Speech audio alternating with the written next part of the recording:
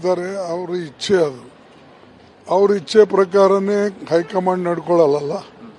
ಹೈಕಮಾಂಡ್ಗೆ ತಂದೆ ಒಂದು ಟಾರ್ಗೆಟ್ ಇರ್ತದೆ, ಗುರಿ ಇರ್ತದೆ, ಅದರ ಪ್ರಕಾರ ನಿರ್ಣಯ ತಗೊಳ್ತಾರೆ ಹೈಕಮಾಂಡ್.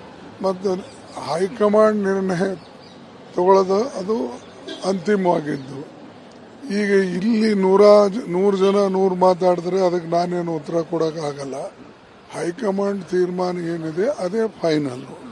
ಅದಕ್ಕಾಗಿ ಎಲ್ಲರಿಗೆ ನಂದೊಂದು ಸೂಚನೆ ಏನಂದರೆ, ಎಲ್ಲರೂ ಬಾಯಿ ಮುಚ್ಚಿಕೊಂಡು ಸುಮ್ಮನೆ ಕೆಲಸ ಮಾಡಬೇಕು. ಯಾವಾಗ ಏನು ನಿರ್ಣಯ ತಗೊಳ್ಬೇಕು ಅದು ನಮಗೆ ಬಿಟ್ಟಿದ್ದು.